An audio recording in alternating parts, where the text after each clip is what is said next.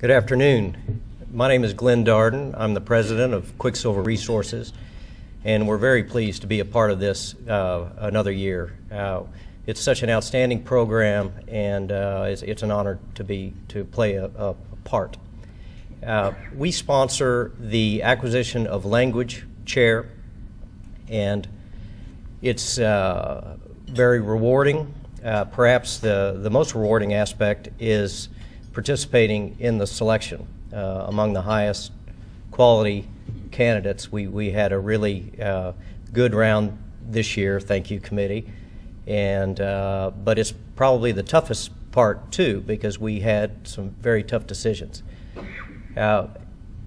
This year's winner, Cara Kuhl, came out clearly on top, however, and she's just a breath of fresh air. She's got a great drive, obviously a love for her subject. She's a French teacher at McLean for both 7th and 8th grades, and she is truly an outstanding winner, and I'd like to present her today. Cara.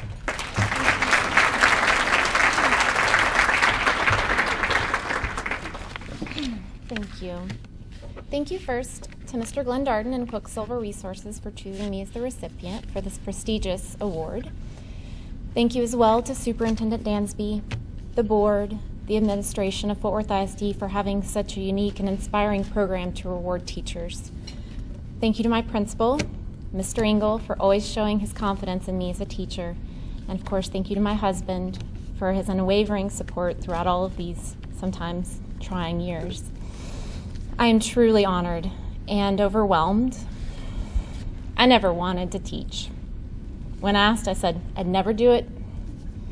Just couldn't picture myself teaching. Maybe it was because I didn't know what a teacher was really like. I was a great student. I never knew, though, a teacher outside the classroom as a regular person. Teachers were always, it's true, teachers were always on the other side of me. The profession just kept presenting itself, though, so I finally acquiesced and signed up for an alternative teaching certification program. I signed up in June and secured a teaching position in August. I was scared, to say the least. On my first day, I heroically made it through first period, then collapsed in a chair. I looked up to see that what all the commotion was outside my classroom and realized second period was ready to come in. What? I have to do it all again?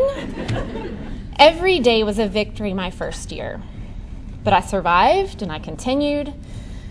Teaching is a profession where the payoff is anything but immediate. The work is constant and the lessons can always be improved. But the purpose, I realize, is great. Carrie Harrington, Director of World Languages, has been a constant support for me throughout my teaching career. She constantly reminds us that teaching is not just about what a student knows, but more importantly about what a student can do. I work every day to build my lessons around this concept. My 7th grade students often have never heard French spoken before enrolling in my class. Together we go from simple bonjour to the elaborate passé composé. By the end of 8th grade, my students can speak French. But I know after they leave my classroom, my realm of influence narrows to a tiny hope that they have learned to love the language. They themselves must choose to continue speaking and learning French. A student I taught my first year graduated high school last year. I heard through a fellow teacher that he did his valedictorian speech in 3 languages: English, Spanish, and French. First of all, I was happy to find out that I'd actually taught something my first year. Second, I was so proud because in my heart, I knew I'd played a vital role in his being able to do this. It is surely a defining moment for a teacher to see how she has helped shape another person.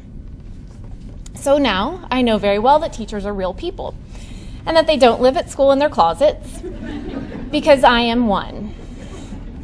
I continue in this profession not because I've always dreamed of being a teacher or because I love the summers off, but because I'm called to do it. It's a purpose I ignored with great effort, but have now grown to love. Thank you so much for considering my work as a teacher worthy of such distinguished recognition.